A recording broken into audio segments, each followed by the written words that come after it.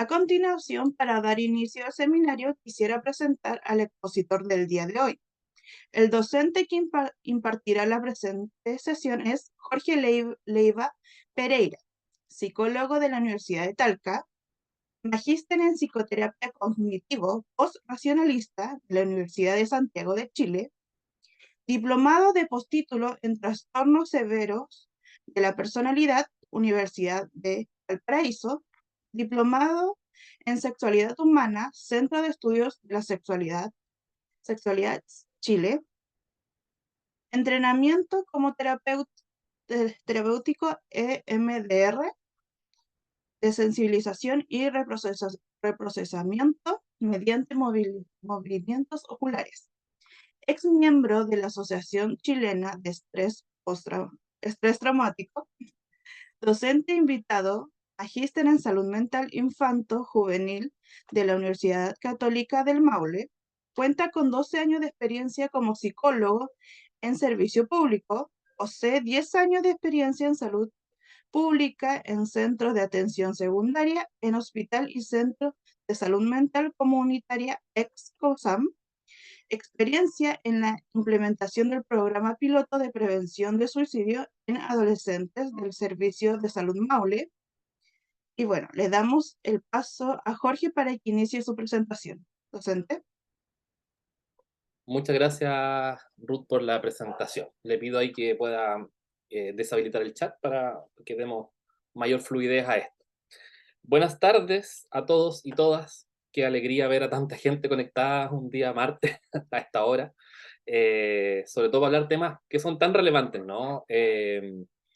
Les doy la bienvenida. Espero que sea una instancia de aprendizaje. El chat lo cierro en realidad porque se genera de repente una doble conversación mientras uno está hablando, se pierde el foco, interrumpe, entonces prefiero que le demos fluidez a esto y al final vamos a dar un espacio solo para 3 preguntas, ¿ya?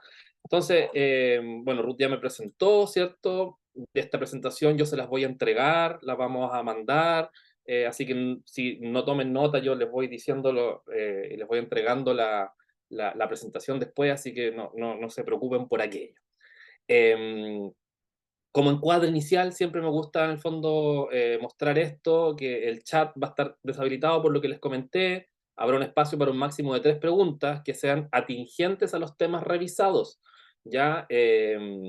Solo 3 porque son demasiadas personas, entonces se nos puede alargar demasiado esto en otros temas. Y le pongo este tema al final porque creo que es relevante, que es evitar ojalá presentar situaciones personales. O sea, yo valoro mucho que quieran exponerlo, sin embargo, considero que no es el espacio, ¿ya? Y de repente cuentan situaciones más personales que un hijo, un sobrino, un primo, y en realidad, como en un contexto educativo, uno esperaría como darle más énfasis al contenido teórico, ¿ya?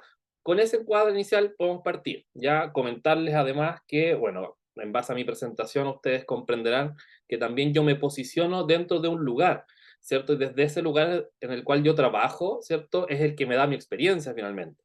Entonces, en algunas ocasiones, como yo soy finalmente psicólogo de la salud pública chilena, ese es el lugar desde donde yo me posiciono.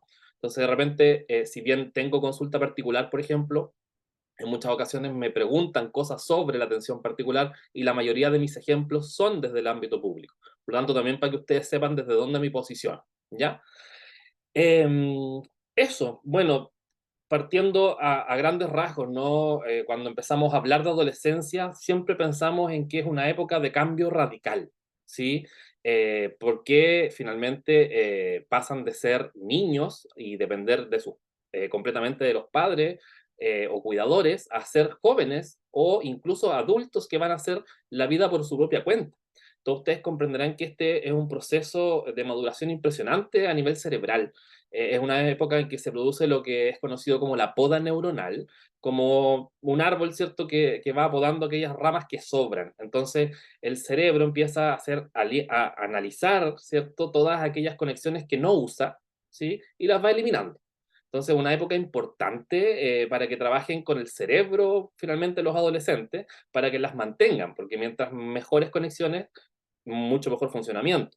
Entonces, este podado de alguna manera significa que a veces algunas actitudes que tenían cuando eran niños, de repente empiezan a desaparecer, ¿sí? Y hasta que no construyen una nueva conexión, parece que están como medio desorientados, ¿sí? Y de hecho, no lo parece, están desorientados.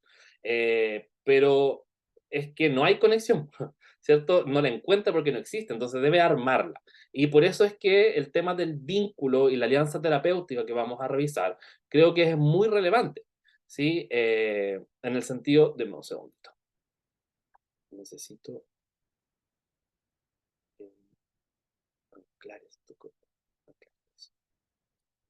en el sentido de que los vínculos son muy importantes para los adolescentes. Entonces, empezamos a hablar de cambios hormonales, ¿cierto? Todo lo que tiene que ver con la identidad, con todos los riesgos asociados. Es un proceso de mucho, del cual se habla mucho, ¿sí? ¿Por qué? Porque la mayoría de las personas nos enfocamos o se enfocan en los riesgos, pero también una etapa de harta potencialidad, ¿no?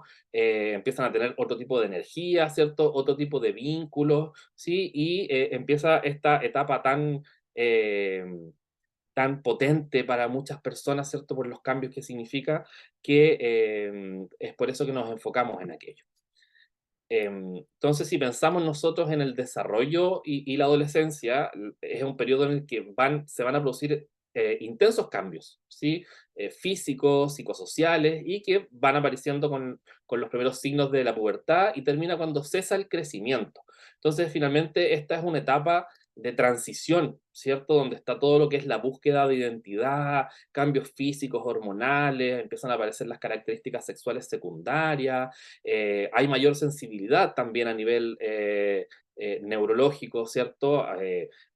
Por eso es que se aplaza, ¿no? Lo más posible el consumo de alcohol y drogas, ojalá, frente al estrés, a los duelos, hay cambios de ánimo que no necesariamente son patológicos, ¿no? Y también es un periodo de alta vulnerabilidad, entonces tenemos una ventana de oportunidades y también una ventana de riesgo, ¿sí?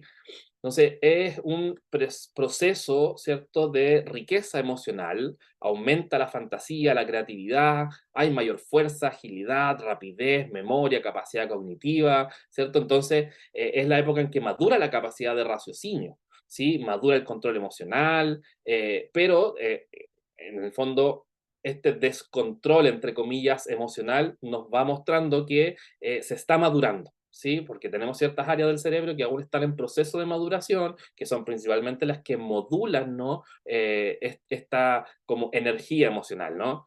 Entonces, ¿cómo madura el cerebro? Por ensayo y error, ¿cierto? Entonces, ante cualquier circunstancia, básicamente se va ensayando una prueba y una respuesta emocional. Entonces, por eso es importante este tema del vínculo y la alianza terapéutica, ¿no? Entonces, ¿qué funciona? ¿Qué es bien valorado por su entorno, por los adultos? Eso queda implantado en el cerebro, ¿cierto? Y al cabo de un día o 5 minutos, otra circunstancia. Entonces, otro ensayo emocional, ¿cierto? Incluso un ensayo fallido. Entonces, aquí, desde el foco vincular, en el fondo, el adolescente va poniendo a prueba a los otros, ¿cierto? Para ver si concuerdan, ¿cierto? Con esto que él entrega, ¿sí? Ya sean términos actitudinales, ¿cierto? De conducta. Entonces, algunos estudios de cerebro adolescente plantean que desde los 5 a los 20 años hay un adelgazamiento progresivo de la sustancia gris que progresa desde regiones posteriores del cerebro hacia la región frontal, y estas son las que maduran más tardíamente y están asociadas principalmente a la planificación, el razonamiento, el control de impulsos, todo lo que tiene que ver con la corteza frontal y prefrontal, ¿cierto? Que modulan como locura emocional, por así decirlo, ¿no? Porque finalmente es un vaivén de emociones, ¿cierto? Que empiezan a modularse de a poco. Entonces, alianza terapéutica en realidad es un término que viene siendo estudiado desde hace mucho tiempo en el ámbito de la salud mental, de la psicología. De hecho, si uno piensa en el fondo, ya Freud hablaba, ¿cierto?, de el afecto del paciente hacia el terapeuta como una forma beneficiosa y positiva de transferencia que revestía de autoridad al analista. ¿Sí? Luego, otro autor, Hartley, en 1985, plantea que esta relación compuesta por una relación real, y la alianza de trabajo, ¿cierto? Esta relación real se refiere al vínculo entre cliente y terapeuta, mientras que la alianza de trabajo se refiere a esta capacidad de ambos para trabajar conjuntamente hacia objetivos previstos. Entonces ya se empieza a encaminar a esta visión más actual, que es la que vamos a ocupar hoy día, desde la cual vamos a hablar, ¿no? Em, que tiene que ver con este encaje y colaboración entre un cliente y terapeuta. ¿Sí? Entonces, la alianza terapéutica es básicamente una construcción conjunta entre paciente y terapeuta, de modo que las expectativas, las opiniones, las construcciones de ambos van desarrollando respecto al trabajo que están realizando. ¿Cierto? Y esta relación establecida y la visión del otro resultan relevantes para el establecimiento de la alianza terapéutica, así como la misma alianza también modula la relación. Entonces, esto es una cuestión construida, ¿cierto? Y en la cual, como decíamos hace un rato, los adolescentes también son muy sensibles a ciertos mensajes que se puedan entregar, ¿cierto? Por ejemplo, pensemos en lo siguiente, ¿no? Estoy trabajando con un adolescente y yo sé en mi cabeza que tengo 45 minutos para atenderlo porque luego viene otro, yo hago una leve mirada a el reloj, ¿cierto? Y esa leve mirada, ¿cierto? Puede generar algunos cambios en el adolescente que puedan pensar en la idea de que él no es tan importante para mí, ¿sí? Y eso puede generar una especie de rechazo, ¿cierto? De repente tenemos señales mínimas, ¿cierto? Por la cual hay personas que son muy sensibles a aquellos cambios. Entonces, siempre creo yo, dentro del foco de la alianza terapéutica, que es muy importante, que es necesario tener un muy buen encuadre también. En el fondo, de que él sepa, por ejemplo, que la sesión dura 45 minutos. Entonces, la alianza también va de la mano con establecer reglas, ¿cierto?, de trabajo desde el minuto cero, ¿sí? Porque en el fondo le damos la indicación al fondo del adolescente, sí, mira, cada cierto tiempo yo es probable que mire la hora porque para mí es súper importante que construyamos lo que estamos conversando en el tiempo que tenemos. Y uno le puede decir, porque para mí también es súper importante lo que ocurre con el siguiente paciente. Y no es justo para el siguiente paciente que nos atrasemos por esto que estamos conversando. Entonces, cada cierto tiempo voy a mirar el reloj. Uno puede incluso en el setting terapéutico, ¿no?, poner el reloj detrás del paciente, de manera que uno pueda hacer este juego de la mirada, ¿no? De poder mirarlo y mirar la hora, por ejemplo. Uno le puede decir desde el minuto cero en el encuadre, ¿sabes qué? Mira, yo voy a anotar algunas cosas. ¿Te molesta que yo anote? La mayoría dice que no, ¿cierto? Y uno sabe también que las notas son importantes para los registros clínicos. Entonces, es algo que se va construyendo, ¿cierto? De alguna manera ya este movimiento humanista, ¿sí? Le prestó importancia, ¿cierto?, al papel de la alianza terapéutica en el proceso psicoterapéutico general, ¿cierto? Esta idea de ser empático, congruente, aceptar incondicionalmente al cliente, eran las tres características fundamentales que debía tener un terapeuta, según Rogers, ¿cierto? Para establecer esta relación terapéutica efectiva con los clientes. Viene desde la lógica humanista estas definiciones, por eso es que habla de clientes, no habla de pacientes ni de usuarios. Recordar, ¿cierto?, que cada modelo terapéutico tiene también su propia epistemología y sus propias concepciones respecto del otro que está al frente, ¿no? Si nosotros pensamos en esta definición, ¿cierto?, asociada a la colaboración y el encaje entre cliente y terapeuta, nos encontramos con tres elementos súper relevantes, ¿sí? Uno que tiene que ver con el vínculo, con las metas y las tareas, ¿sí? Entonces, lamentablemente, tenemos pocos estudios sobre la relación positiva entre resultados y adherencia al tratamiento, por ejemplo, en adolescentes. La mayoría de los estudios están en adultos, ¿sí? Pero sí se plantea que existe una relación positiva entre los resultados y la adherencia. Y sabemos que la adherencia además está mediada por la alianza. Entonces, cuando pensamos nosotros en el vínculo, ¿no? Sería como esta relación afectiva entre cliente y terapeuta. Cuando pensamos en las metas, sería estos acuerdos de un objetivo de tratamiento, ¿sí? Y cuando pensamos en las tareas, sería la voluntad del paciente para hablar y participar de las actividades de la terapia, ¿sí? Entonces, si vamos nosotros sumando estos elementos, vínculos, metas y tareas, pudiésemos desarrollar una buena o una mejor alianza terapéutica. nada de esto es causa-efecto, por lo tanto no podemos nosotros decir, mira, si nos enfocamos en estos tres elementos, te aseguro la alianza terapéutica, porque tenemos características personales como terapeutas que pueden no encajar con el paciente, los pacientes también tienen características personales que no necesariamente van a encajar con el psicólogo o terapeuta, entonces es una cuestión que se va construyendo, ¿cierto? Es muy importante para quienes trabajan con adolescentes, por ejemplo, tener la mayor cantidad de información posible, y digo lo que se pueda en realidad, porque es imposible llegar a todos los mundos adolescentes, ¿no? Saberse todas las bandas de música, todos los estilos, todos los gustos, es imposible. Sí, pero al menos tener como una visión más o menos general, ¿cierto? Para tener algún foco y también preguntar, porque de esa manera uno puede ir construyendo este vínculo entre sesiones, ¿no? Entonces ir preguntándole, mira, ¿qué te gusta? ¿Cuáles son tus gustos? ¿Qué música escuchas? ¿Qué te gusta hacer? Y así uno puede de alguna manera investigar esos ámbitos y con eso vamos generando este vínculo y esta cercanía en el fondo. Entonces, las características del paciente, su capacidad cognitiva y el perfil de síntomas pueden afectar la fuerza de la alianza terapéutica. ¿Sí? Un metaanálisis, por ejemplo, de estos autores sobre la evidencia, la eficacia y junto a ello la importancia de desarrollar modelos que orienten a los terapeutas, perdón, a construir, mantener y en caso de deterioro, reparar la alianza terapéutica. En el fondo, se le da importancia al tema de la alianza terapéutica y plantean que esto es más eficaz en un proceso terapéutico. Entonces, por ejemplo, en el caso de una terapia cognitivo-conductual, una alianza terapéutica sólida puede mejorar la disposición de niños o jóvenes para aprender conceptos y estrategias. Entonces, de esta manera, por ejemplo, uno pudiese trabajar en el ámbito de la ansiedad. ¿Sí? Existen algunos factores sí, que sesgan la calidad de la alianza, como por ejemplo el deseo de ser muy querido, que pasa de repente con algunos pacientes. Eh, o el deseo de agradar al terapeuta, ¿sí? Que uno plantea y uno se puede dar cuenta de que esto está siendo sobredimensionado, ¿cierto? Y uno también tiene que poner ojo en aquellos elementos, ¿cierto? Cuando el paciente te trae regalos, ¿cierto? Pueden ser elementos que si bien uno pudiese pensar que ayudan a la alianza, también pudiesen sesgar la calidad de esta alianza, ¿cierto? Porque en el fondo no podemos construir un vínculo, ¿cierto? Que sea secundario, ¿cierto? A algún refuerzo, ¿no? Como un regalo, como un halago, ¿sí? En cuanto a la alianza terapéutica, esta es determinante en el resultado de la terapia, tanto a nivel individual como familiar. ¿Sí? Entonces, si nosotros pensamos en los adolescentes y este acercamiento psicológico, generalmente hay que pensar que los adolescentes no consultan por iniciativa propia y presentan altas tasas de interrupción del tratamiento, especialmente en las primeras sesiones.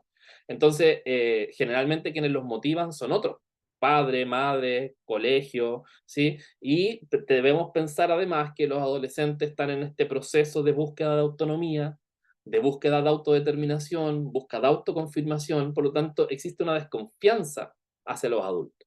Entonces, ganarse la confianza o ganarse el vínculo de los adolescentes, de verdad que es una tarea muy difícil. ¿Sí? Y yo creo que no hay como recetas, finalmente. Tiene que ver mucho con las características, con los elementos propios del terapeuta, ¿cierto? Por eso la supervisión, los propios procesos terapéuticos de uno como psicólogo son muy importantes, ¿cierto? La supervisión clínica también. Entonces, si bien no existe una receta, sí hay algunos elementos que pudiesen favorecer o desfavorecer la alianza. Entonces, por ejemplo, en el año 2003, estos autores realizaron un metaanálisis con 23 estudios, donde se demostró una asociación positiva significativa entre relación terapéutica y el resultado obtenido en psicoterapia por parte de niños, niñas y adolescentes. ¿Sí? Y según este otro autor, plantea que el contacto inicial es crucial, pues de este dependerá en parte la futura relación con el adolescente. ¿Sí? Por ejemplo, la atención psíquica y física fue reportada como central en la relación terapéutica, ¿cierto? Siendo un objeto súper importante de mirar dentro del proceso. Por ejemplo, la disminución de la ansiedad pasó a ser un elemento muy motivador, tiene que ver de repente con estas preguntas rompehielo, ¿no? Porque uno siente que hay una predisposición física, tanto de terapeuta como de paciente, ¿cierto? Una incomodidad inicial, ¿cierto? En muchos pacientes de repente que cuando se ven enfrentados a un primer proceso de terapia, no saben dónde sentarse, no saben cómo saludar, ¿cierto? Y ese paso tiene que ser un paso compartido, ¿no? No podemos imponer un estilo o una forma. ¿sí? Uno puede darle espacio, ¿cierto? No sé, si el paciente te quiere saludar de la mano, si el paciente solo te quiere levantar la mano también es válido, entonces uno va construyendo eso en base a lo que el paciente también te va indicando, ¿sí?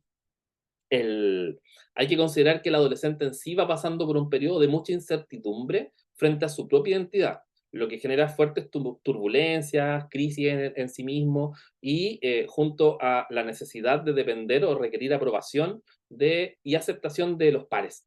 Entonces, claro, pues, también hay un tema de estigma de por medio, ¿cierto? De esto de ir a atención psicológica o atención psiquiátrica, ¿cierto? Entonces, la relación terapéutica permite al paciente buscar su identidad de alguna manera y ensayar un sí mismo, entre comillas, bajo un espacio seguro, ¿sí? Y un espacio, ojalá, ¿cierto? No amenazante, que es brindado por el terapeuta, ¿cierto? Quien además lo acepta de una manera positiva, ¿sí? Entonces, algunas características de los terapeutas que pueden ayudar a esto, aquello que favorece la alianza, tiene que ver con esta sensación de aliados, ¿sí? Cuando uno trabaja con adolescentes, por ejemplo, imaginemos esto, primera sesión con un adolescente y yo decido hacer ingresar a los padres antes que al adolescente. ¿Sí? Yo creo que eso pudiese no ayudarnos a construir una buena alianza terapéutica. O primera sesión donde los cito a los tres, padres o cuidadores y adolescentes, y hago pasar solo a los padres y no hago pasar a los adolescentes. Es un elemento que también puede influir, ¿cierto? Entonces, aunque sea un momento, ¿cierto? Pequeño, donde el adolescente sepa que ese es su proceso, que los padres van a ser colaboradores de este proceso. Pero ahí hablar muy claro de la confidencialidad, hablar muy claro de cuándo se rompe la confidencialidad, de manera que ellos sepan también que si bien no somos amigos que guardamos secretos, somos terapeutas que trabajamos bajo la lógica de la confidencialidad, que es distinto. Eh, la sensación de alianza, ¿cierto? Pero no una alianza como para ponernos en contra de los padres, ¿no? Sino que es una alianza con un foco de trabajo terapéutico, ¿cierto? Y acordamos metas para eso. ¿Sí? Entonces, esos elementos uno diría, mira, esto ayuda y favorece la alianza. Lo que generalmente no favorece la alianza, según los estudios, es como apurar a los pacientes a hablar, ¿sí? En el fondo, la propia ansiedad del terapeuta puede jugar en contra. El exceso de formalidad, ¿cierto? Si yo trabajo con adolescentes, ¿cierto? Y soy demasiado formal, utilizo palabras demasiado rebuscadas, ¿cierto? O mantengo una distancia muy marcada, puede jugar en contra. O recurrir a propia experiencia, ¿sí? Al paciente no le interesa lo que a ti te pasó en la adolescencia. ¿Sí? Lo que no quiere decir que uno pueda tomar algún elemento para ejemplificar, pero no sabemos, ¿cierto? Nunca debemos asumir nada en un proceso terapéutico, ¿sí? Y esto yo lo hablo mucho, por ejemplo, cuando hablo de riesgo suicida, en el fondo. Yo digo, el contacto inicial es clave, porque es ahí donde usted le plantea el encuadre de la situación. Siempre pedir un teléfono de otra persona, por ejemplo, siempre tener a otro adulto significativo para el proceso, porque si tenemos riesgo suicida vamos a requerir de otros, por ejemplo. Entonces, no asumir nunca que, no, es que este paciente quizás no tiene riesgo suicida. No sabemos. ¿Sí? Entonces, siempre tener esa información. Me pasó en un curso hace poco que una colega contaba una experiencia de estar atendiendo online a un paciente a más de 500 kilómetros de distancia, con alto riesgo suicida, solo tenía el contacto de ella, el paciente le contaba por WhatsApp que se quería matar y ella no tenía el contacto de nadie, a nadie a quien acudir, ¿sí? Entonces, bueno, ahí en esos casos hay que acudir, ¿cierto?, a la asistencia pública, ¿no? A que vaya a un servicio de urgencia. Recuerden que las preguntas son al final.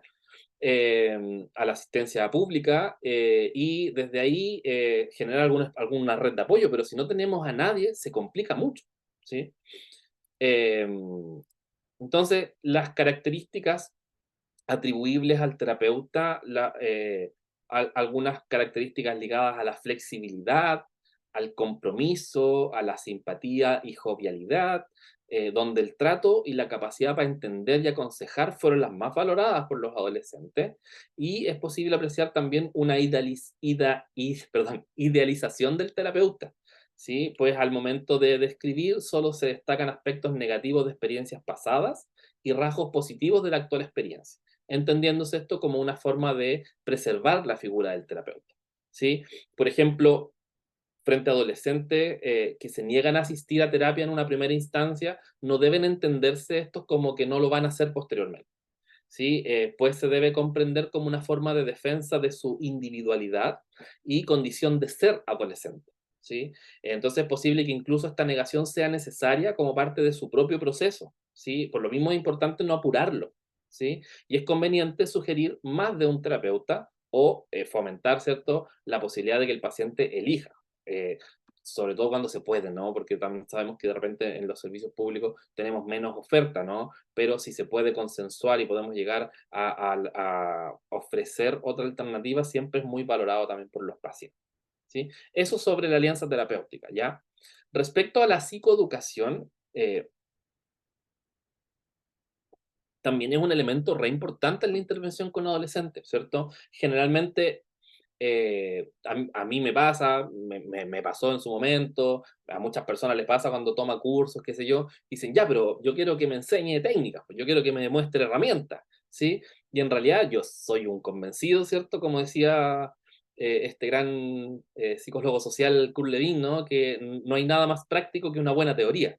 ¿Sí? Yo soy un convencido de que la teoría es muy importante para generar buenas intervenciones, ¿sí? Pero si ustedes me preguntan como cuáles son los elementos que más rescataría, en función de eso que armé este seminario. Es como la alianza terapéutica y la psicoeducación son elementos clave en la intervención con adolescentes, ¿cierto? Que nos pueden ayudar en todo momento, ¿sí? Entonces la psicoeducación en general, la definición más general de esto es describirla como una aproximación terapéutica en el cual se proporciona al paciente y sus familiares información específica acerca de su enfermedad, tratamiento y pronóstico, ¿sí? Basado en evidencia científica actual y relevante para el abordaje de la patología. ¿Ya? Este es un término que surge del trabajo con familias de pacientes diagnosticados con esquizofrenia, ¿cierto? En el año 1972 por George Brown, quien a partir de observaciones refirió que en tanto más intolerantes, sobreinvolucrados, hostiles y críticos son las familias, más frecuentes son las recaídas en pacientes con esquizofrenia. Por lo tanto, que las familias, que los pacientes sepan sobre su enfermedad, también ayuda al proceso de recuperación, ¿sí? Entonces, uno esperaría que al principio del proceso de intervención consideremos varios elementos referidos a este proceso, como la causa de ciertas alteraciones de salud mental, los síntomas, las manifestaciones. Esto requiere de mucho trabajo de parte de los terapeutas, de estar muy informados y estar muy informados con la evidencia científica, ¿cierto? En el fondo, apoyarse, ¿cierto? Cuando trabajan en equipo, apoyarse en el resto de los equipos, los médicos, los psiquiatras, ¿cierto?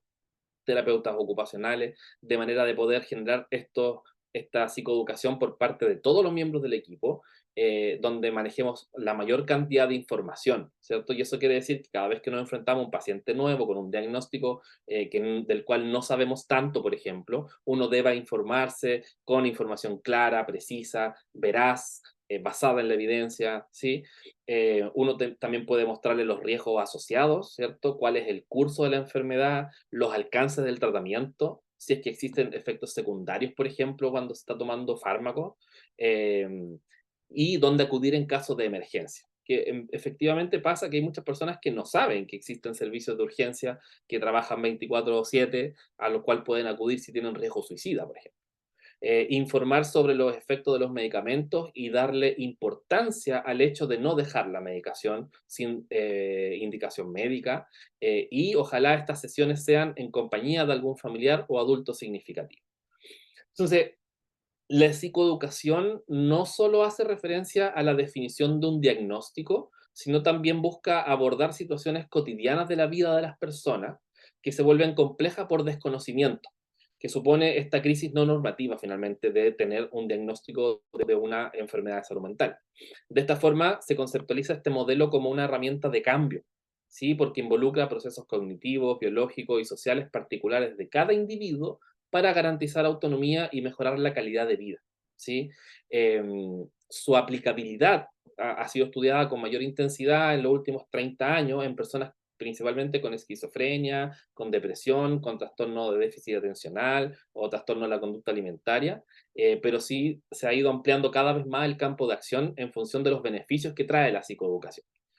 Si bien existen variadas corrientes de abordaje para el tratamiento psicoeducativo, en todas se puede identificar la necesidad de enmarcarla dentro de un modelo terapéutico de tratamiento, ¿sí? Considerando los pilares conceptuales que guían los objetivos a desarrollar. ¿Sí?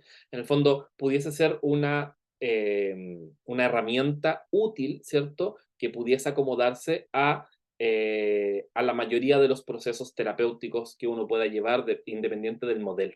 ¿Sí? Entrega información, ayuda a disminuir el estigma, ¿sí? En general, ¿a qué nos ayuda, cierto? A conocer más sobre la enfermedad, a mejorar la actitud y el comportamiento frente a la enfermedad y aumentar el estado de salud general, ¿cierto? Y mejorar la calidad de vida, ¿sí? Entonces, uno de los efectos o factores más ampliamente descritos sobre la precipitación de recaídas, por ejemplo, en poblaciones, se asocia con la adherencia al tratamiento. ¿Cierto? No sé si uno les explica que hay algunas respuestas esperadas respecto a lo que tengo o respecto al ajuste farmacológico, por ejemplo, uno pudiese mejorar la adherencia porque el paciente tiene información sobre aquello que le está ocurriendo, versus que nadie le explique nada. ¿Sí? Frente a esto se plantea que fomentar los conocimientos sobre las causas, los efectos, el impacto de la enfermedad ayuda a la comprensión de la situación que se está viviendo y promueve en el fondo el desarrollo de conductas más saludables y poder también limitar los daños, ¿sí? Entonces, cuando uno plantea que el objetivo de esto es que conozcamos y entendamos los mecanismos de la enfermedad, se van colaborando de manera directa con los cuidados de la enfermedad, ¿sí? La instancia psicoeducativa en sí también constituye un eslabón en la prevención de patologías asociadas a estrés, por ejemplo, de los familiares. Por ejemplo, la carga del cuidador es un elemento como bastante estudiado, ¿sí? Entonces, si nosotros educamos respecto a esto y a lo que se espera, podemos también prevenir otra situación. Entonces, ¿uno qué debería considerar en la psicoeducación? Información sobre el trastorno o la enfermedad, causas, cuán frecuentes en la población, uno también debería saber más o menos las prevalencias y las características de los síntomas, ¿sí?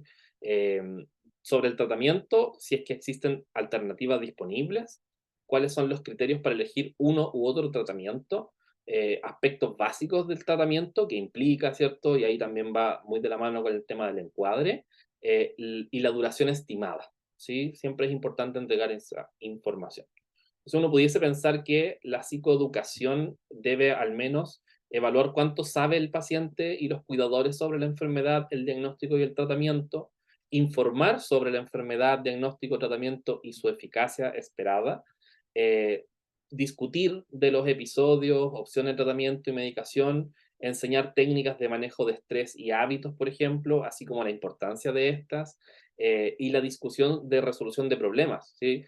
Patrones de comunicación, de expresión de emociones, ¿sí? Y mejorar la capacidad para lidiar con síntomas residuales o persistentes, por ejemplo. Aconsejar sobre modificación al estilo de vida y dieta ayudan, ¿cierto? Porque son elementos clave también en la restauración, ¿cierto? De la rutina de las personas. En el fondo, necesitamos que la persona se active y para eso requiere tener de ciertas rutinas específicas, ¿cierto? Y mejorar ciertos hábitos como el patrón de sueño, como el horario y los tipos de alimentación, el horario de los medicamentos, etcétera, ¿sí? Los análisis más significativos incluyen, por ejemplo, una revisión sistemática que se hizo en el año 2015, denominada psicoeducación breve para personas con enfermedades mentales graves, y el resultado que dio fue una disminución significativa de los tiempos de recaída a corto plazo, pero no a largo plazo. ¿Sí? Por eso les digo yo que igual es bueno como buscar evidencia sobre estas cosas, porque tampoco es la panacea, ¿no? Tampoco es que la psicoeducación va a resolver todas las dificultades que existan en un cuadro o en una enfermedad grave de salud mental, por ejemplo. Sí, pero a tiempo de recaída a corto plazo sí hubo una disminución significativa. Además muestra que esta instancia puede disminuir la incidencia, por ejemplo, de ansiedad severa y depresión, Y en último lugar, la revisión muestra una mejora en habilidades sociales y la funcionalidad de los pacientes, pero no muestra diferencia en la calidad de vida en el corto tiempo, ¿sí? Entonces, claro, nos ayuda, ¿cierto?, a entender que hay algunas mejoras específicas de ciertos elementos, pero no explican, ¿cierto?, una mejora mayor de otros ámbitos más amplios, como la calidad de vida, por ejemplo. Sabemos que es un área muy afectada en personas que tienen algún diagnóstico de salud mental. Entonces, básicamente, ¿qué ocurre? Que la mayoría de los estudios busca evaluar la efectividad de la psicoeducación como intervención, pero la metodología que utilizan es demasiado amplia, ¿sí? Porque pueden incluir estudios de caso, estudios de caso control, ensayos clínicos randomizados, y en realidad hacer un cruce de toda esa información nos impide en el fondo tener una visión como sólida respecto de la evidencia disponible. Entonces, generalmente tenemos eso, que son estudios con con pocos casos analizados. Por ejemplo, este estudio incluyó, esta revisión sistemática incluyó solo 20 estudios, ¿sí? Entonces uno piensa que la importancia en el fondo de realizar investigación también es relevante para nuestra área, porque en el fondo mientras más investigación tengamos, más podemos hablar de la evidencia sobre las intervenciones que realizamos, ¿sí? Por ejemplo, y otro estudio plantea que la clave de la eficacia de estas intervenciones radica en la participación de los asistentes. O sea, una cuestión básica, ¿no? Si las personas no llegan, es imposible que esto funcione, ¿sí? Este otro autor plantea que aquellas psicoeducaciones en las que participan personas con síntomas leves son más efectivas, pues se asocian a una mejor remisión de los síntomas a corto y largo plazo. Sí, pero ahí no sabemos si es solo la psicoeducación o básicamente que el cuadro era leve y presentaba mejoría eh, automática en el fondo, por espera o no necesariamente asociada solo al tratamiento. Sin embargo, en aquellos con sintomatología moderada, la intervención no parece ser tan efectiva en términos de calidad de vida, ¿sí? Entonces, cerrando un poco el tema, ¿no? La psicoeducación como herramienta de intervención ha mostrado resultados estadísticamente significativos en la disminución del tiempo de recaída de los pacientes y en la mejoría de la calidad de vida, pero solo a corto plazo, ¿sí? Sin embargo, la validez interna y externa de estos diseños debe ser mirada con cautela, ya que al haber muchas metodologías realizadas, no permiten sistematizar ni comparar los resultados, ¿sí? Se vuelve, por lo tanto, altamente necesario aumentar la investigación, como decía yo hace un rato, ¿sí? Sí, lo que pudiésemos entender como un beneficio es costo efectivo, ¿sí? La psicoeducación no requiere una gran inversión, ¿sí? Porque además puede estar a cargo de cualquier miembro del equipo y puede, en el fondo, funcionar de una manera integral, ¿sí? Se pueden optimizar los tiempos, ¿sí? Por lo tanto, los costos de la psicoeducación son relativamente bajos, ¿sí? Entonces, la relevancia de la intensidad educativa radica en la promoción de una mayor adherencia terapéutica y la disminución de la probabilidad de recaídas, ¿sí? Si se encuentran insertas en un plan de tratamiento donde se considere como una herramienta esencial. En el fondo, insisto, la psicoeducación por sí sola no resuelve los problemas. La alianza terapéutica por sí sola no resuelve los problemas. Son herramientas, son elementos de la intervención global, ¿cierto? Que contribuyen a que podamos tener mejores resultados, ¿sí? Además, favorecen el desarrollo de las potencialidades de las familias, que aprende a dar una respuesta más adecuada a las manifestaciones o a las crisis, por ejemplo, que pueden desencadenarse en la historia de una enfermedad, lo que impacta de manera directa en el éxito de la reinserción social de los pacientes, ¿sí? Es importante también, creo yo, considerando que nos enfrentamos a un momento histórico donde la realidad está frágilmente enmarcada en la posverdad, ¿no? El acceso a la información es muy amplio, ¿sí? Pero no tiene mucha validez, ¿sí? Más de alguien me imagino que habrá escuchado la frase de personas argumentando de lo vi en un video de TikTok. Por lo tanto, uno también tiene que poner ojo a la información que transmite, ¿cierto? Ojalá con sus fuentes, ojalá con una revisión crítica de la información, porque sabemos además que en función de este capitalismo macabro, ¿no? En algún momento hay farmacéuticas que han pagado ciertos estudios en ciertas revistas para mostrar eficacia de ciertas intervenciones farmacológicas. Por lo tanto, hay que ser críticos respecto a la información que uno revisa, ¿sí? No comprar todo, ¿sí? Ojalá la mayor cantidad de nuestras intervenciones estén basadas en la evidencia y desde ahí poder plantearle al otro. Recordar que además los terapeutas tenemos una figura de poder, ¿sí? Por lo tanto, en muchas ocasiones lo que uno diga es muy relevante para la familia. Entonces, decir eh, falacias o información falsa puede ser muy perjudicial también y poco ético, además. Entonces, para finalizar, ¿cierto? Les quería mostrar un pequeño video que a mí me parece muy interesante, que yo lo utilizo bastante con pacientes que tienen cuadros depresivos, que hace el MIDAP, ¿cierto? El Instituto Milenio para el Estudio de la Depresión y Personalidad, algo así. Están las fuentes al final del video. Pero creo que es relevante porque nos muestra, en el fondo, como este resumen, ¿cierto?, de todo lo que les planteé de la psicoeducación en un video que puede ser utilizado además por adolescentes. ¿Sí? Él es Carlos, aunque la mayoría Se escucha, ¿cierto?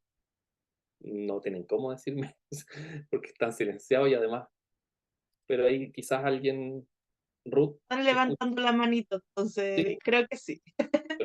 ya, vamos a seguir con Carlos. Él es Carlos, aunque la mayoría lo conoce como Charlie. Cuando Charlie pasó a segundo medio, tenía una vida bastante común. Cada vez que podía jugaba a la pelota, salía con sus amigos o se la pasaba en Facebook. No todo era fácil en su vida, pero en general lo pasaba bien. Pero de repente, las cosas empezaron a cambiar. Comenzó a sentirse triste, desanimado, bajoneado. Andaba irritable, con menos paciencia. Ya no disfrutaba las cosas como antes. Dejó de jugar a la pelota, no salía con sus amigos, ni a Facebook se metía. En la noche le costaba dormir. En el día se sentía muy cansado y con sueño. A veces no tenía ganas de comer y otras veces comía demasiado. Le costaba mucho concentrarse en el colegio. Se empezó a sentir un fracasado y pensaba que las cosas cada vez iban a estar peor para él. Como se sentía mal, dejó de hacer las cosas que le gustaban. Y como dejó de hacer las cosas que le gustaban, se sentía aún más mal. Charlie trataba de ocultar lo que le pasaba, pero un día ya no pudo más. Juntó fuerzas y fue a hablar con la psicóloga de su colegio. La psicóloga también conversó con sus padres, quienes últimamente también lo habían notado cambiado. Cosas de la edad, ya se le pasará, decían. Pero ella notó que algo andaba mal, así que lo envió con un médico, quien conversó con Charlie a solas. Conversó con sus padres, leyó el informe del colegio y pidió exámenes de sangre para descartar otros problemas. Charlie tenía depresión. Pero, ¿qué es la depresión? El médico explicó que todos en algún momento nos sentimos mal, tristes, irritables, cansados o aburridos. Pero la depresión es más que sentirse mal. La depresión es una enfermedad del ánimo, con síntomas intensos que duran más de 2 semanas. Esta enfermedad afecta a nuestro cuerpo, nuestros pensamientos, nuestras emociones y nuestras conductas. Pero, ¿por qué Charlie tenía depresión? La depresión se produce por una combinación de causas que varían de persona a persona. El riesgo de tener depresión se puede heredar. Influyen experiencias difíciles del pasado y del presente, y también influye en nuestra forma de pensar y enfrentar los problemas. La depresión puede afectar de diferentes maneras la vida de los adolescentes. Puede disminuir la capacidad para realizar actividades habituales, aumentar las inasistencias al colegio, disminuir el rendimiento escolar, haber problemas de alcohol y otras drogas, conductas sexuales de riesgo, ideas de muerte, de querer morirse e incluso ideas de quitarse la vida. Charlie debía tratar su depresión. Charlie comenzó el tratamiento dado por su médico con medicamentos antidepresivos a cargo de sus padres. Lo siguió al pie de la letra, todos los días en el horario acordado, atento a la aparición de alguna sensación desagradable para contarle a su médico. Sabía que no le causarían adicción y solo lo suspendería si su médico lo autorizaba. Tendría que esperar unas 3 a 4 semanas para sentir los efectos más claros y potentes de los medicamentos. Pero no solo los medicamentos lo ayudarían, también cambió su estilo de vida por uno mucho mejor. En el día volvió a hacer deportes, liberando tensiones y llenándose de energía. Comenzó a alimentarse más saludablemente y en horarios regulares. No dormía en el día y en la noche dormía entre 7 y 9 horas. Dejó de tomar alcohol, ya que le afectaba su ánimo, y esto hacía más difícil su tratamiento. Volvió a hacer las cosas que le gustaban y se empezó a sentir mejor.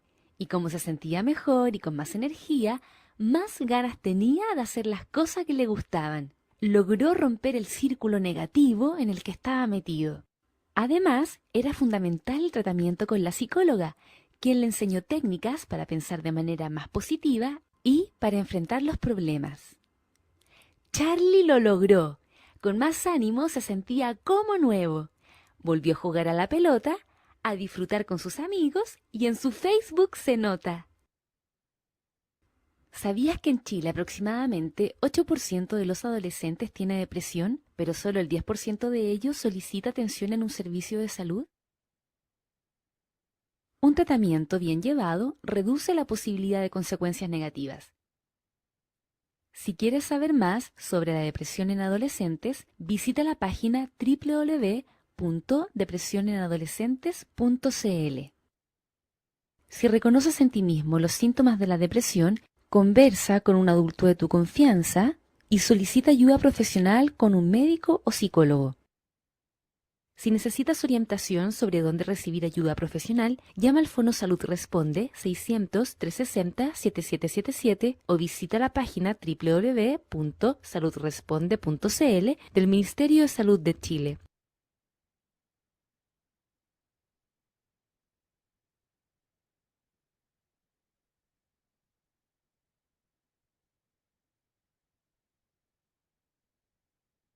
Él es Carlos. Perfecto. Entonces, con esa información, ¿cierto? Y el encuadre que hice al inicio, ¿cierto? Donde digo que el chat estuvo deshabilitado, que habrá un espacio para máximo de 3 preguntas en orden de llegada, así que ahora pueden levantar la mano los que habían levantado la mano antes, y que sean atingentes a los temas revisados, por favor. Y, por favor, evitar presentar situaciones personales, pues dado el contexto de educación, se pueden exponer datos personales que no son pertinentes de hablar en estos momentos, ¿ya? Así que muchas gracias por la atención, ¿cierto? Y por quedarse. Comentarles que, bueno, este seminario también se enmarca dentro de un diplomado que se está realizando por parte de ADIPA, que se llama Intervenciones Terapéuticas en Segunda Infancia y Adolescencia, ¿sí? Del cual soy el director, eh, para el cual también se va a sortear una beca ahora. Es este tema en el fondo se marca dentro de eso y es uno de los temas que conversamos en este diplomado, ¿cierto? Un diplomado bastante amplio en contenido, ¿cierto? Pero con este mismo foco que yo les planteaba, ¿cierto? De intervención basada en la evidencia, ¿cierto? Con alto énfasis en el análisis de casos, en la intervención terapéutica desde distintas miradas. Así que a quien le interese, ¿cierto? Puede buscar más información, ¿cierto? Eh, Ahí va el link del diplomado en el chat por si quisiera alguien revisarlo con más detalle. Así que, dicho esto, abrimos las preguntas.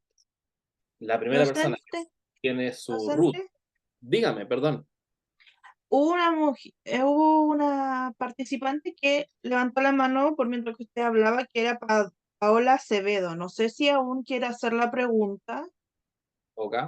porque la levantó por mientras que usted estaba hablando. No sé Sí, si sí vi quiere. que 2 personas lo habían levantado, pero yo dije que al final, entonces me imagino que se podrán sumar a esto, ¿sí? Voy a ver el orden que me aparece a mí, ya. No me aparece el nombre. Yo le recomiendo que cambie el nombre por si se gana la beca, pero es 11 millones y algo. Ya, Adelante. le voy a dar el pase para que hable.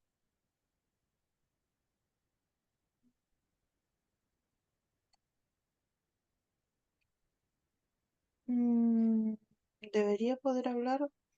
Sí, Ah, Ahí, Ahora sí. Hola, buenas tardes. Disculpen, no sé cambiar todavía el nombre en la pantalla de este computador que no es mío. Aclarado eso. Primero que todo, agradecer enormemente la información que uno más o menos maneja, pero cuando está sistematizada de esta forma se hace mucho más nutritiva. Debiese ser tema país.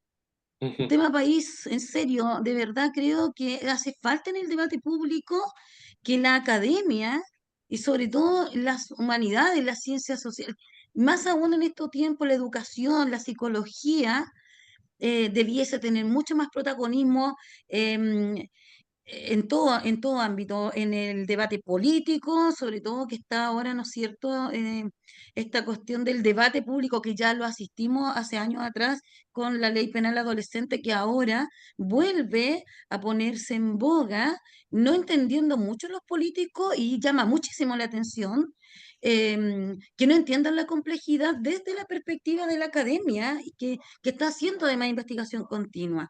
eh, me, mm, Me llama la atención y quisiera proponerle como a Diva, porque hace estos cursos súper bacanes, que sí se metiese más en ese forzar, forzar que hay espacio y hay alianzas necesarias en lo público, como con el Ministerio de Educación. O sea, tú tienes la réplica de un espacio como la sala de clase para apoderar y para estudiantes, porque como tú bien decías, esto de la terapia, em, la psicoeducación como modelo, una adecuación desde la pedagogía sería súper nutritivo. Y en ese sentido, Jorge, quisiera yo preguntarte sobre algo que a mí en lo personal me ocupa, me pareciera que es un fracaso institucional sobre em, Mejor Niñez. El servicio público de Mejor Niñez, porque no solamente tiene que ver con adolescentes infractores de ley, sino que con adolescentes que tienen vulneración de sus derechos en el hogar, ya sea por violencia física, violencia sexual, porque han dejado la escuela, que hay ahí alguna algún acercamiento? ¿Hay ahí alguna posibilidad? ¿Conoces tú que cuando te presentaste dijiste que trabajabas en el sistema de salud pública? Entiendo más desde de lo terapéutico que de las intervenciones más, más globales, más comunitarias, digamos. Pero me gustaría saber porque finalmente castigamos una adolescencia, una niñez, partiendo por una niñez y una adolescencia, donde los adultos ni siquiera hacemos mea culpa, como que, oh, la culpa es de otros, pero la verdad es que la culpa es de todos nosotros los adultos. Eso, Gracias por tus comentarios y tu Iris pregunta. Morales me llama. Eh, bueno, hablar de mejor niñez, hablar de Sename, siempre va a ser un tema complejo, ¿cierto? Yo creo que escapa a los fines de este seminario, ¿sí? Porque además esto trae, obviamente, impresiones individuales, ¿sí? Una postura, yo tengo una postura al respecto, ¿no? Pero también les manifesté desde donde yo me posiciono, ¿cierto? Que soy psicólogo de la salud pública del sistema chileno, por lo tanto, en términos prácticos tenemos el mismo empleador, ¿sí? Tanto Mejor Niñez como el Ministerio de Salud, ¿sí?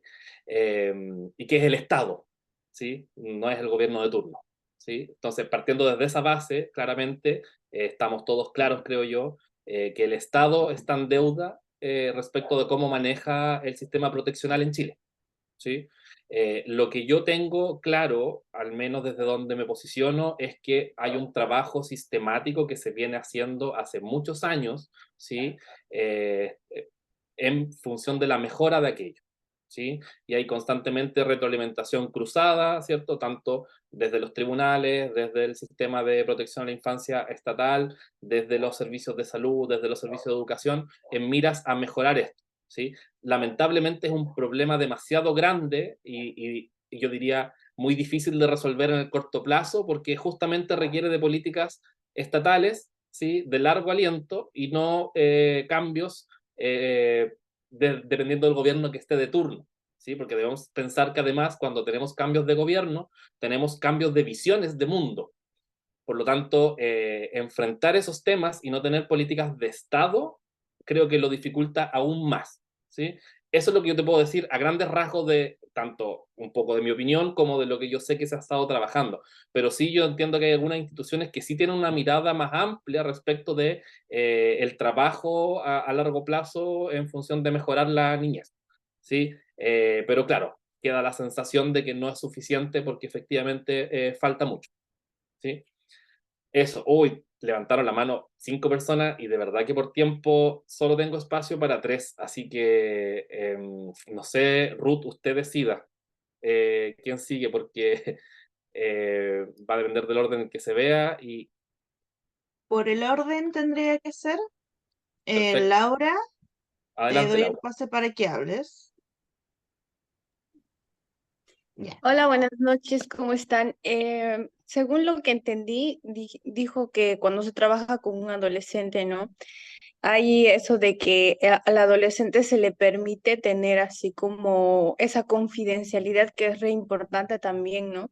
Para el proceso terapéutico, pero en un tema así como de suicidio o cosas aún peores. Hay que informar a la familia desde el momento en el que se sabe eso como para que la familia pueda sostener, o es que nosotros tenemos que respetar la confidencialidad. O en caso de que haya, no sé, un secreto que sea vital que la familia lo sepa, ¿cómo lo maneja usted? Gracias. Muchas gracias por tu pregunta, Laura. Efectivamente, como dije al principio, creo que el encuadre inicial y el contrato terapéutico son claves en los procesos de intervención. ¿Sí? De manera que desde el momento cero de la intervención nosotros le planteemos al adolescente o a nuestro paciente en general que tenemos ciertas normas y entre ellas está la confidencialidad, excepto a que se visualice un riesgo, ya sea para él o para un tercero. En el fondo, el paciente te puede decir, mira, tengo ideas suicidas, tengo ideas homicidas, y eso el paciente debe saberlo desde el momento cero. Por eso es importante la información, que sea un tratamiento informado, de manera que si en algún momento del proceso él te dice, he tenido ideas suicidas, me he estado cortando, pero nadie sabe, por favor no le cuenta a nadie, tú le dices, pero ¿recuerdas tú que la primera vez que nos vimos yo te dije, y además firmamos este documento en el cual se plantea que si hay algún riesgo para tu vida, yo debo informar al adulto responsable? ¿Sí? Entonces, en el fondo es tener un contrato escrito, ¿sí? Donde él sepa cuáles son las reglas del juego. ¿Sí? Y cuando hay riesgo para el adolescente, cuando hay riesgo para terceros, cuando se está en la presencia de un delito, esa información deja de ser confidencial. ¿Sí? Porque ahí también tenemos un rol desde el lugar donde nos posicionamos como profesionales, ¿sí? Que tiene que ver con el bien público. ¿Sí? Así que eso pudiese decirte. Muchas gracias, Laura. Y la última pregunta, lamento los que no alcancen más, pero ustedes comprenderán que somos casi 300 personas, entonces pudiésemos estar hasta muy tarde. Bueno, ¿Quién sigue, Ruth? Marcel, como dijimos, es por el orden. Te doy el pase para que hables. ¿Aló, te escuchas? Sí, se escucha. Un poquito bajo, pero Hola, se escucha. ahí sí. Poquito, Hola, ¿puedes buenas noches. hablar un poco más fuerte? O Sí, acercarte el dame un micrófono. segundito. A ver, No, se escucha muy cortado. ahí sí, ¿me escucha bien? Ahora sí. Primero que todo, felicitarlo porque estuve en su seminario sobre trastornos de... Ay, perdón, no recuerdo cómo se llamaba perfectamente, pero era sobre las ideas suicidas en los adolescentes y estuvo increíble. Y este me ayuda para cerrar más el ciclo de lo que fue ese seminario, así que felicitaciones, Muchas se gracias. pasó. Y mire, mi pregunta va por lo siguiente. Eh, ¿Qué pasa si, por ejemplo, yo trabajo en un CEFAM y me estoy terminando mi carrera de trabajo social? Y en este CEFAM donde yo trabajo hay una alta tasa de adolescentes con ideas suicidas y una alta tasa también de niños que están en el programa PASMI y adolescentes que también están eh, con problemas por manejo de duelo. ¿Qué pasa cuando se juntan estas, por ejemplo, estas tres causales? El manejo del duelo, ya sea por la pérdida de la imagen paterna, materna o por la separación del vínculo con los padres y también cuando ya se empiezan a generar lesiones en la piel. ¿De qué manera se puede enfocar el trabajo y la atención para ese usuario y su familia? Mm. Sí, gracias Marcel por su pregunta y por su comentario. A ver, son elementos que efectivamente se escuchan bastante, ¿cierto? Sobre todo en salud pública. Son elementos que hay que tomar muy en serio, ¿cierto? Las autolesiones son un elemento serio, incluso cuando son autolesiones no suicidas, porque aunque su nombre diga que no son suicidas, sí aumentan el riesgo de suicidio. Lo que a mí se me ocurre en el fondo sería, por ejemplo, si tenemos claridad de que son varias personas las que están pasando por eso, hacer intervención psicosocial grupal, ¿sí? Porque también hay una cuestión de optimizar recursos, ¿sí? O sea, mira, siéndote bien honesto, creo, y aquí también va en términos como de crítica a cómo está armado el modelo de atención, ¿cierto? Pero mira, la orientación directa del Ministerio de Salud sobre la cantidad de atenciones por persona inscrita en programa de salud mental son 5 intervenciones al año. ¿Sí? Tú que trabajas en CEFAM debes saber que eso es así. Eso es lo que te pide Sí, la norma.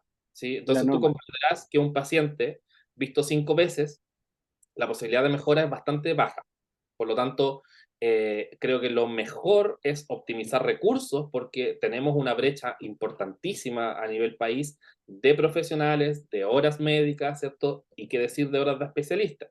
Por lo tanto, pensar en solo la intervención individual intrabox como la única respuesta a estas problemáticas puede, en el fondo, darnos una sensación de falsa seguridad. En el fondo, claro, lo estamos haciendo súper bien y te puedo entregar 1000 herramientas y 1000 formas de intervenir, pero con un paciente.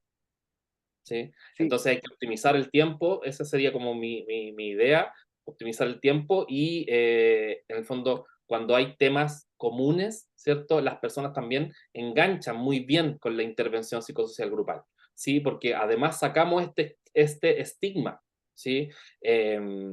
Porque en el fondo se puede generar una mejoría en la red de apoyo, podemos compartir experiencias donde me doy cuenta que lo que me ocurre a mí también le ocurre a otras personas, ¿sí? Ahora, la gran dificultad de esto, en el fondo, es que son menores de edad.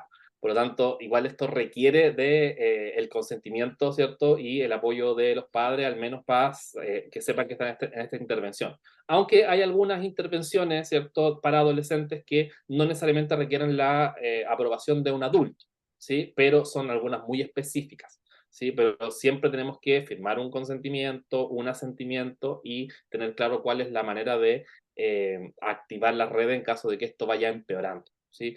Creo que mirar a cada paciente también como un mundo y saber que por más que tengamos situaciones similares, no todos son iguales y desde ahí podemos en el fondo buscar alternativas de acuerdo a la realidad de cada localidad, ¿cierto? O sea, tenemos localidades, en Chile en particular, ¿no? Que tenemos algunas regiones que comparten ciertas características, ¿no?